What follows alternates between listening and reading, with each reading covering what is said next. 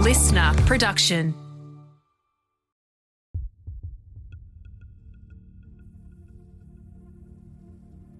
Hello, I'm Dan Mullins, executive producer of Crime Insiders. Welcome to our Rewind series, where each Wednesday we feature an episode from our back catalogue. This week, how one Queensland police officer changed the way police around the world respond to violent crime. Sergeant Dustin Osborne is one of the best examples of how proactive policing can not only prevent crime, but save lives.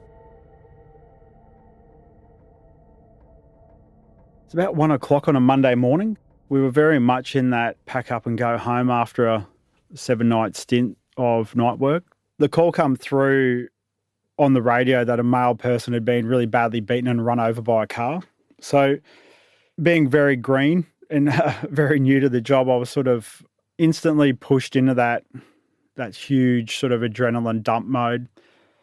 We're at the station when the job details come through, and you can really tell by your adrenaline levels when you don't know where the streets are. So we've been going to Gotha Street very regularly from the station for months on end. And then when they detailed the job as Gotha Street, the first thing that I realised where my stress was at the absolute peak is I had no idea where Gotha Street was. So we mapped it out and we shot over there. We got out of the car and I looked to under the portico where the single victim was. And it was sort of at that point in time where you look at the job details that they've come through, you look at your expectations and you get confronted with the actual victim themselves. And none of those worlds actually collide until you're there and until you're actually looking at it. So what I was basically confronted with was a male person who, when I actually saw them initially, and the only thing I could sort of work out was they looked of Asian appearance and they had a very strange colour about them. And I'm like, well, this is going to be hard to sort of work out who we're dealing with. And it was then later in time, and it's, years and years later, that I've actually worked out since that wasn't anything to do with their personal characteristics. That was just a result of the actual trauma. Moving towards the victim, I had no idea what I was actually looking at, even what I was doing.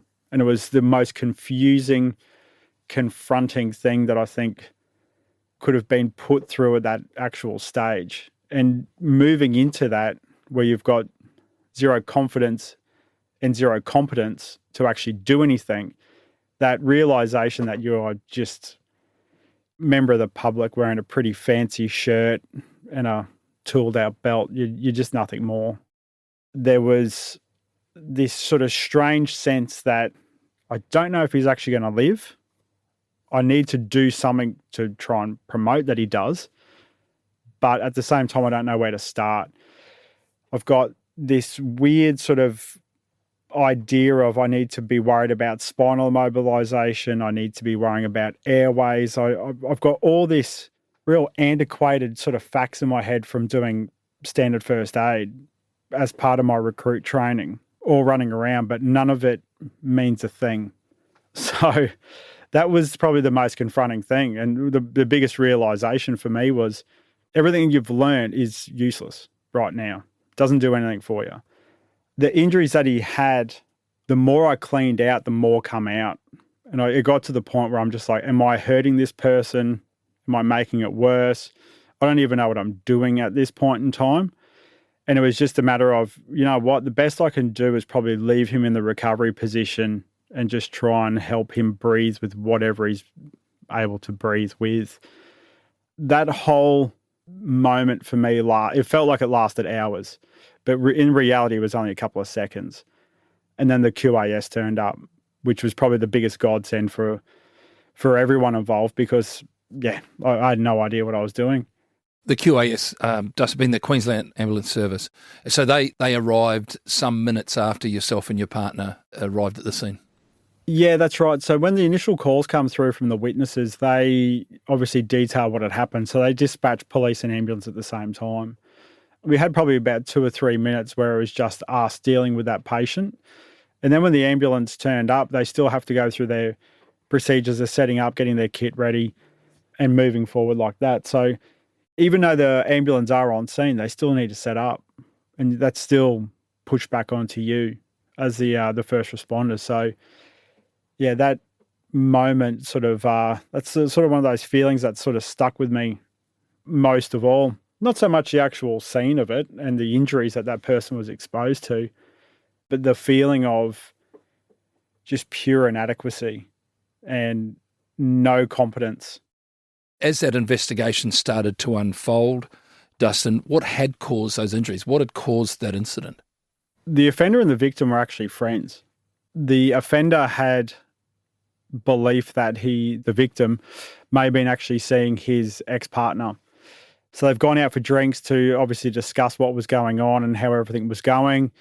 It seemed it may have been amicable at one point. However, there was a phone call made by the offender to that female, basically making a request for her to come downstairs and speak to both of them. That was refused. And when that was refused, that's been the real catalyst to the violence. You're obviously focused with the victim. The offender has decamped in a vehicle.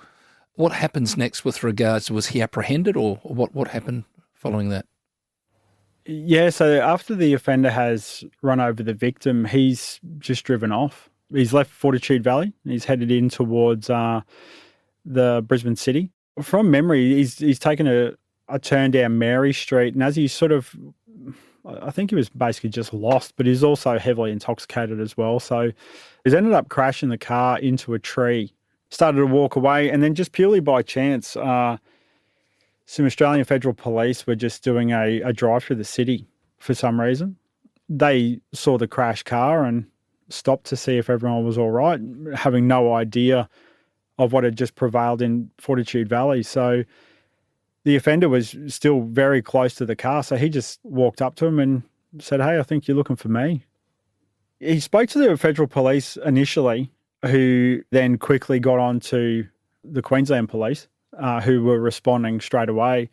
Offender, he just went to the Queensland Police, asked about what was happening, and in that sort of conversation, he asked if the other guy was dead, and if he wasn't, do you mind dropping him back so I can finish the job? What was the final outcome of that case with regards to the victim himself and also the offender? In that case, the QAS response to the victim on that incident was, I guess, was as much shock as awe as I was exposed to. So the ambulance in that section didn't, they call stay and play or load and go. And that was by all means a load and go incident. So probably one of the major points to it is the hospital was literally, you could see the tip of the hospital from where we were almost. So they literally packaged the victim and went straight to hospital into resuscitation and corrective surgery. So strangely enough, years and years went on where the court case was pulled on and on through various strange forms of defence that was being pushed up at the time. Years later, the offender was found guilty of attempted murder and stealing the car and various other sort of offences that were on the peripheral of that incident. And completely to my surprise, while I was in court providing evidence, the next witness was the victim himself, who walked into the court and provided his own evidence and account of that incident. You mentioned you weren't confronted so much by the injuries per se, but more that total feeling of inadequacy, of being powerless to help him, and feeling like that the first aid training that you had received at the academy was almost useless in that situation. Did that feeling stay with you after the job? Absolutely. Yep. One sort of thing that I always sort of come back to is if you were to open a person up in sort of like an anatomy section, it'd be very, very graphic for someone. But for a surgeon, that's their day job. And why is that? Like, what's the difference? Well, it's a huge amount of training and education and understanding of what you're looking at and what you're doing. They don't flinch at it because they know what's going on. Whereas when we turn up, we don't have that. We don't have that knowledge. We don't have that understanding. For me, it's always come back to knowledge, education, and how that creates actual capacity to do our job. After this job, and obviously, general duties, you're attending jobs, perhaps not to that level all the time, but jobs of that nature, be they car accidents, be they fatals, be they assaults. And as you go forward through that, Dustin, did you start to sort of educate yourself? Did you take it upon yourself to increase your knowledge in this area, as you've just been highlighting there? Yeah, absolutely. So that was one of my big takeaway points. And what I did to actually, if it's the right word, to sort of self-soothe after it. So as to go, okay, well, what is the issue here? It's not the scene. It doesn't really worry me too much. But how do I take this feeling that I've got now and what I'm sitting with and actually correct that and to prevent that from occurring in the future? So I started going down the line of speaking to very informal, almost anecdotal training where I'm speaking to ambulance officers, I'm grilling the ED doctor in the triage departments. And then after that as well, I started to do more actual formal education as well and jumping on courses, looking at equipment that's simple, easy to carry, easy to deploy, and sort of what interventions I can apply to big ticket life-threatening critical injuries to make the most beneficial improvements to that person's health in the short term while we wait for the real McCoy to turn up. And at this point, is it fair to say, Dustin, that this was in no way connected to Queensland Police? This was very much your own personal crusade, might be too strong a word, but it was more for yourself, wasn't it? Did you start to take some additional kit with you out in those general duties cars and things such as that? Yeah, absolutely. Yeah. So definitely my own sort of, look, I hate using the word, but it was definitely my own journey to pick up on it and run with. The kit, it's definitely never been issued before. So before we moved forward to where we are now, the kit that I used to carry was super simple. It was basic sort of crepe bandages, tourniquets, things like that, just cheap, easy wins. So I acquired them myself, learned how to use them myself, and I kept them on me. And they definitely come in handy later on in various jobs that sort of come up later on. Dustin, can you explain what led to it then being taken up by Queensland Police? How did that unfold? That's a massive jump. So the reality is throughout my policing career, I've always been heavily focused on training. It's always been a passion of mine to drive forward skills and capabilities. So from the actual police point of view, since about 2011, I've always been working on becoming an internal instructor with the police within all our skills and operational sort of tactics. So I've always worked on that. What that led me to do was become part of our Active Armed Offender Project team in 2016, which was the Queensland Police's answer to the 2015 Paris attacks, where we saw the multifaceted violence, firearms, knives, bombs, all occurring on one night in Paris. So when the Australian media sort of come to all the policing agencies throughout Australia and said, hey, what are you going to do to it to address this? That's where we come in and said, well, we're going to create the Active Armed Offender Project. We're going to train our officers all throughout the state on how to resolve these issues. So I was lucky enough and fortunate enough to actually be selected to work as part of that team. So that took me off the road for pretty much 2016, where we developed a skills base in our curriculum teams to train officers and provide them with the knowledge and the understanding of how to actually attend these incidences, move forward towards where the offenders are, and resolve that incident. The big issue that I saw with that capability, though, was we're turning up. That's great. That's the biggest part. We then move forward to the offender. We stop the offender. But that's our mission priorities. Like, that's what we're there to do. What I think that a lot of the services failed to do in this sense was actually flip the card around and go, this is what we're doing, but what's the offender trying to do? What's the offender mission priorities here? Because These people don't wake up in the morning and go, hey, I'm going to go do this. This would be a really good thing to do. There's normally months to years of planning that goes into these incidents. So if we don't look at what the offender's mission priorities are, then we're not going to understand of how to affect them and negate them as best as possible. And I think the simplest thing is they're trying to kill and hurt as many people as possible. So one super simple thing that we can do is save as many people as we can. So after we move forward and stop the offender, we have to turn around and apply basic interventions to the wounded to stop them dying. And that, by virtue of what we're doing, stops their mission priorities of killing people. So with that in mind and sort of that different angle to look at it, I really started to push forward and go, hey, we need to do something about this. We've got a big duty of care. We know no ambulance service within the Australasian Pacific region would respond to this.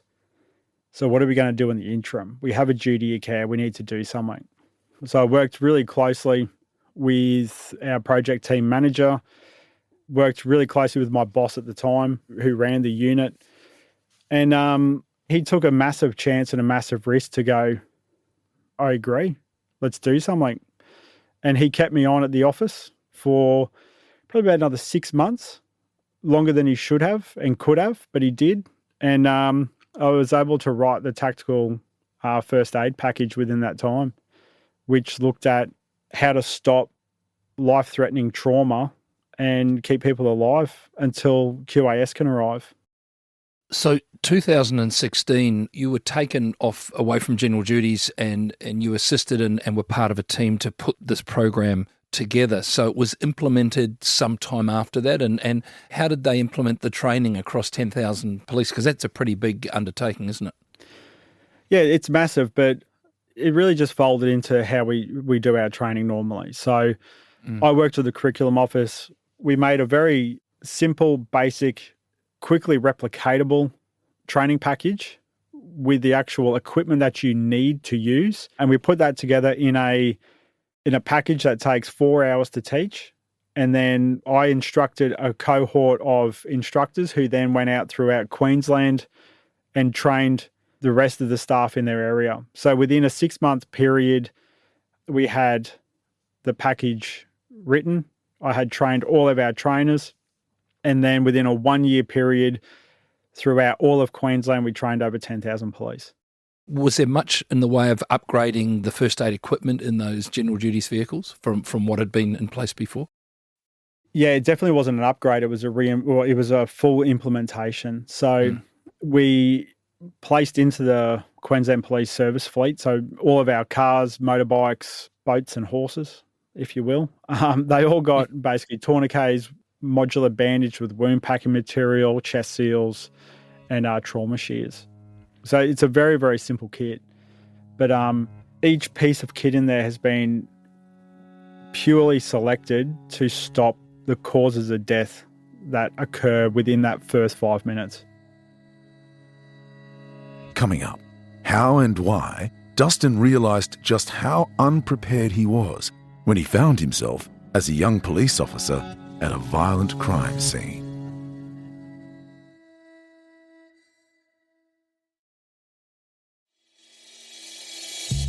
Now, Dustin, can I take you back to 2015? You've just received a call about an armed robbery in Brisbane CBD. Can you walk us through what happened and the details of that case?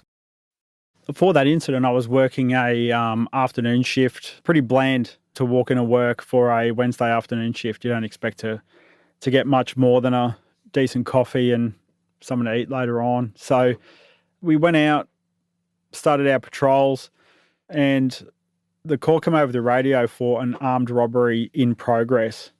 So we initially took the job and then we just had to do the big battle and drive through peak hour traffic trying to get there.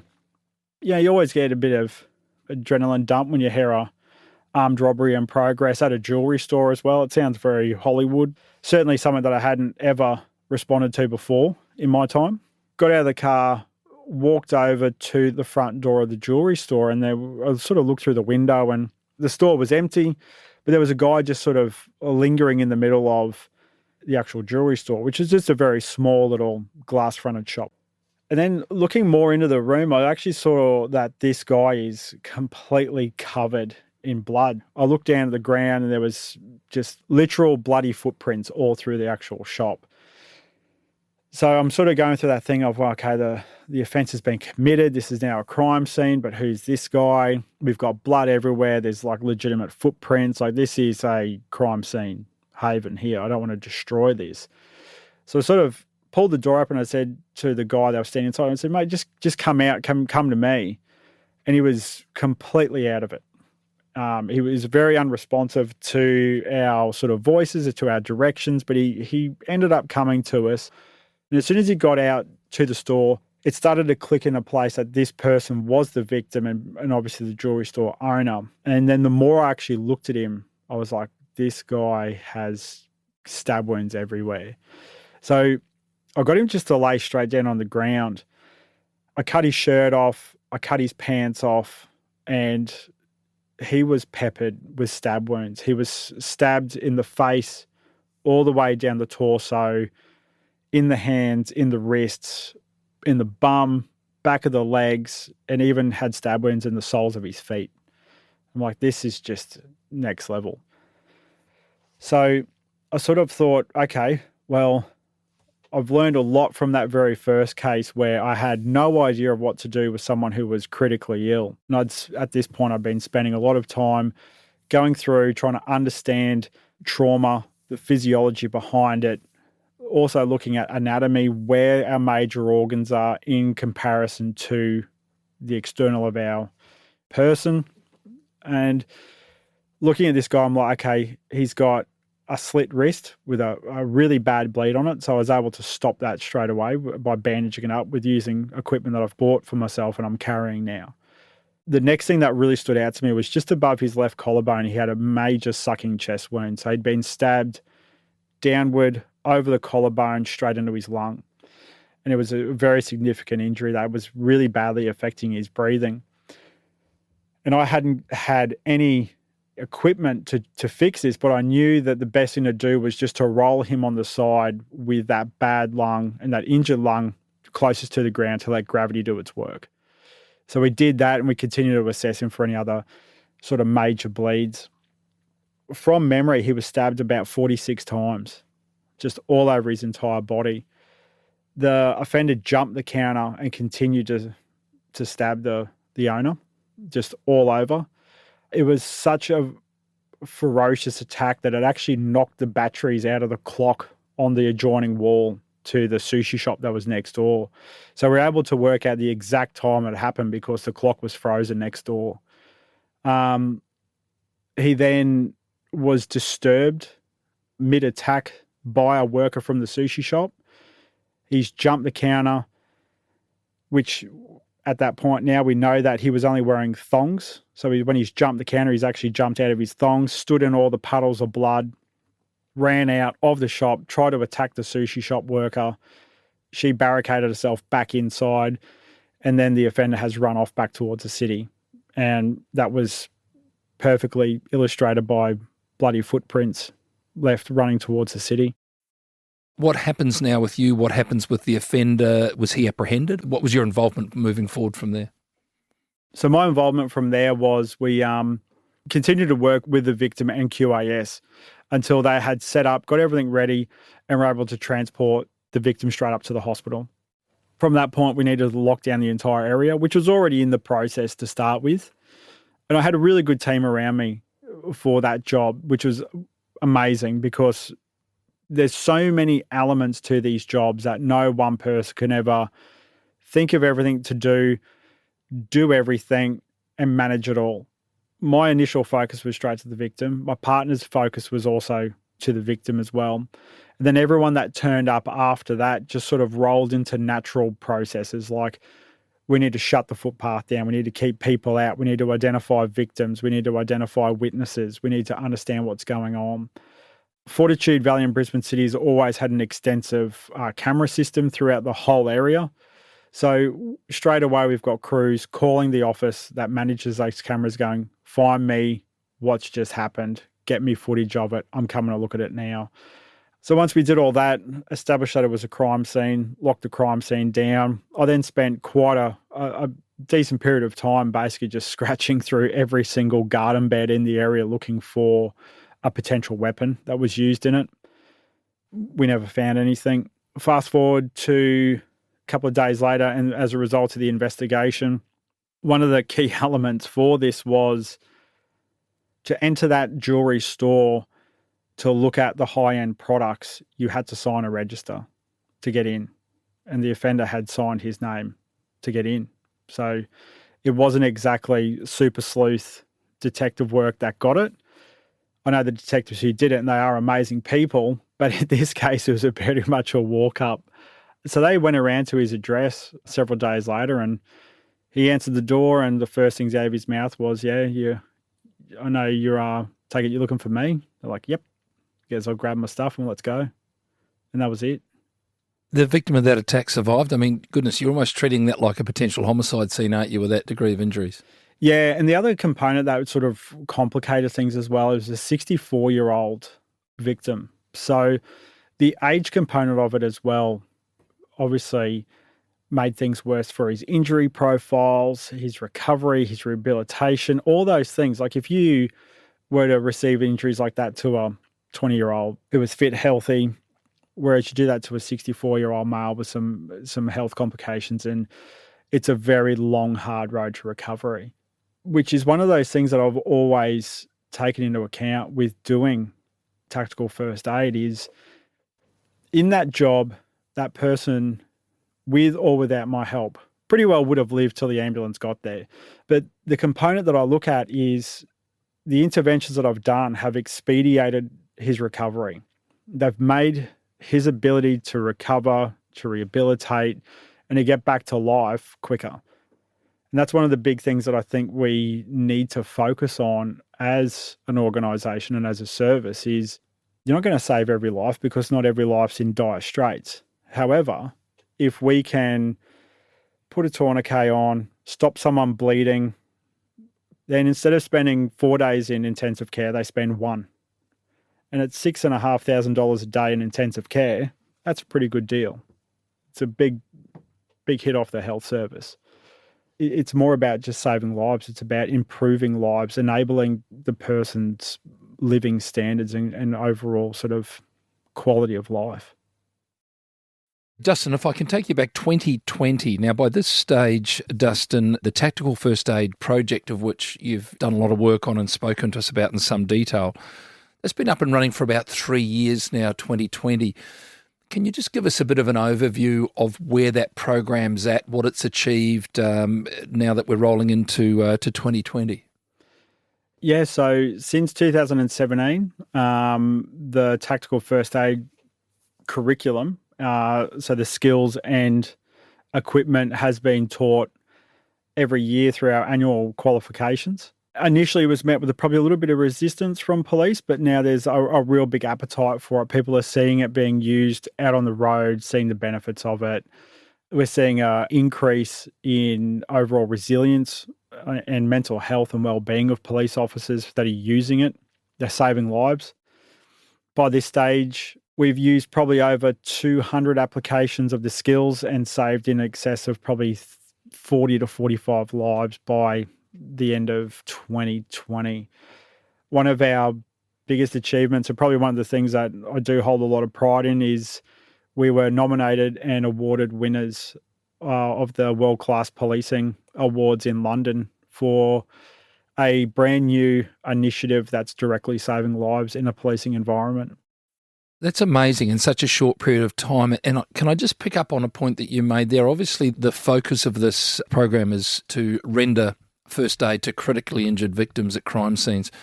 You mentioned there too the flow-on benefit to police who are able to render that first aid, to prepare those victims for the arrival of the AMBOs, and the benefit to those police, and perhaps you yourself have experienced that. Can you just explain that to us? So it's a little bit of a two-folder. One of the things I did in the initial rollout of tactical first aid training was to actually team up with Griffith University and do proper study and research off the curriculum. So what we were able to prove was that training people with the adequate skills and then giving them the actual equipment to do it, we have the ability to greatly increase confidence and competence in officers, which is a massive thing. So we understand that an officer who is overconfident but undercompetent is dangerous, which is fair in any trade, I feel. And then if you've got someone who's overcompetent but lacks confidence, well, they're not really good to anyone because they don't do anything. So what we were doing is the training, the equipment was aligning confidence and competence to make adequately skilled and trained officers who are moving forward and making big differences at jobs. And that's one of the major successes for it. In doing that as well, what we were finding was that officers were feeling operationally and also organisationally supported to have skills that made a difference to their colleagues. We've saved police lives as well with this training. And they were saving their mates. They were saving good people who were caught up in bad incidences. And they were also applying the skills to people who were displaying bad behaviour and stopping them doing that in police use of force experiences, but not having to go through the entire coronial inquest, not having to live with the fact that I've just shot and killed someone, because they can actually move forward and render aid. So one of the bonuses that we saw with this, which was very much an add-on, was that there was a big resilience seen in police who were applying these skills. I can contest to it personally. From that very first job that I went to, like, that was devastating. And the feeling that I got from that, walking away from it, knowing that I was pretty much useless at that job. I was just one of the best dressed bystanders in my fancy blue shirt and funky belt, but I couldn't do anything. I was useless.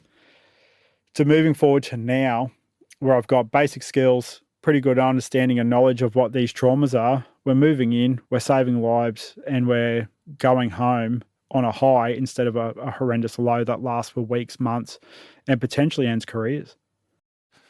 Let's look at 2020. I'd imagine you're still in a general duties capacity. You get called to a mental health case. Can you just walk us through that? Yeah, so I guess in complete stark contrast to the first job is I'm now trained. I've done various trauma courses. I've got official skills, qualifications, and I'm also equipped. So we're doing a standard afternoon patrol. We receive a call for a mental health patient who has committed self-harm, and it's unknown whether it's a serious bleed or it's not. So we proceed to that job. It was in a local boarding house that had direct conditions that ambulance would not enter unless police were with them, because it was an extremely violent sort of block of units. So we turn up to the job. It's a bit of a forced entry. The person's inside. We can actually hear them inside. They're in that non-verbal state where they can moan and groan, but they can't do much else. So we pop the door and we go in, and there's the mental health patient who has really, really badly cut his left forearm. The amount of blood loss was very significant, to the point that it was pooled on the carpet and was actually heavily raised. And when I actually started to treat him, I was leaving complete footprints in the blood on the ground. But in that instance, I was able to stop the bleed by applying a very basic sort of wound packing methodology to his arm, and then bandaging it, which is super simple when you think about it. There's nothing surgical team about it. It's just the bare basics, quite frankly. But we're able to then stop the bleed, completely check that person for any further tertiary injuries that they may have inflicted. We didn't find any further injuries. We're able to check his airway, make sure his chest was functioning well. There was nothing else that was going to be a bother to us. We secured the area, and then we escorted the ambulance in. And then they did everything else that we couldn't. If you're not there to provide that first aid, he bleeds out and he's deceased. There's no two ways around that. But the calmness in your persona there, going into a job of that nature without adequate training adds to that stress, adds to that sort of trauma, call it what you will. Quite a contrast.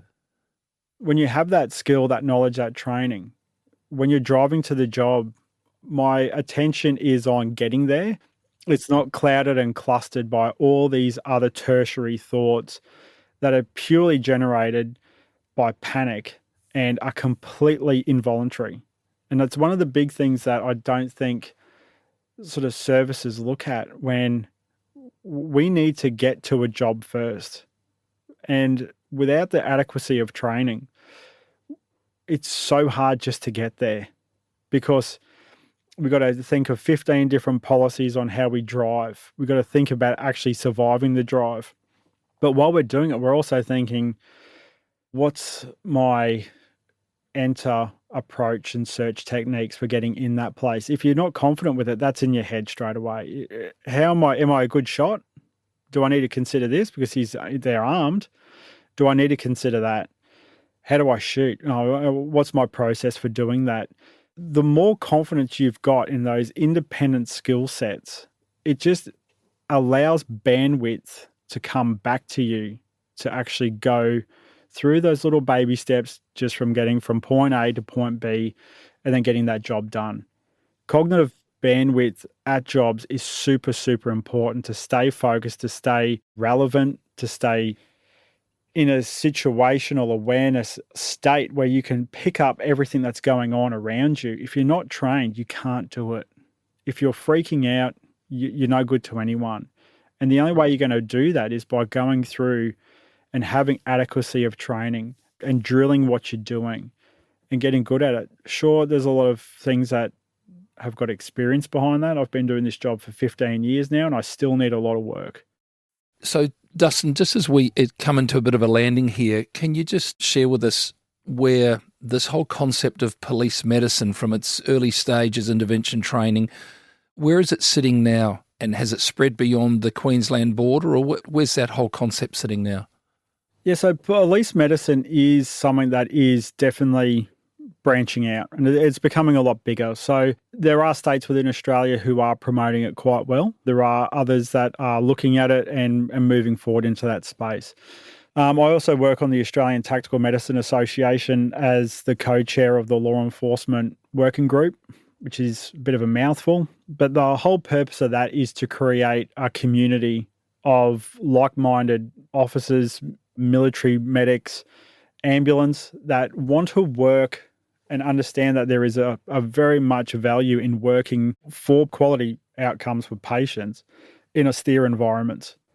For me personally, my opinion is we need to have police medics. We need to have police medicine. It is the absolute bottom dollar in doing our job and supporting that humanitarian effort that we actually work for every day.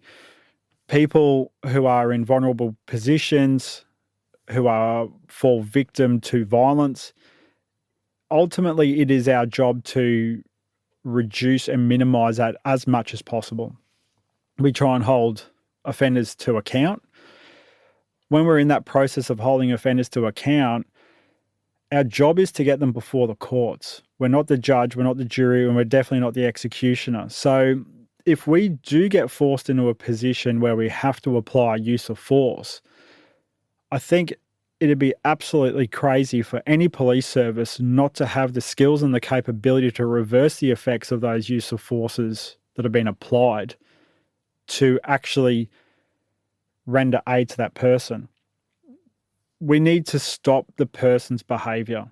We're not saying that they're mad, they're bad, they're sad, or anything in between. What we're saying is you're creating a definite threat to someone right now, be it myself, my partner, or a member of the public, or anyone else. We have to stop that. But it doesn't mean that that needs to be the end point, and we should promote that person's health and well-being to actually then move them to that next phase of that justice system. Without having police medicine, obviously we're going to fail in that area. In the essence of working with victims, that's just a no-brainer.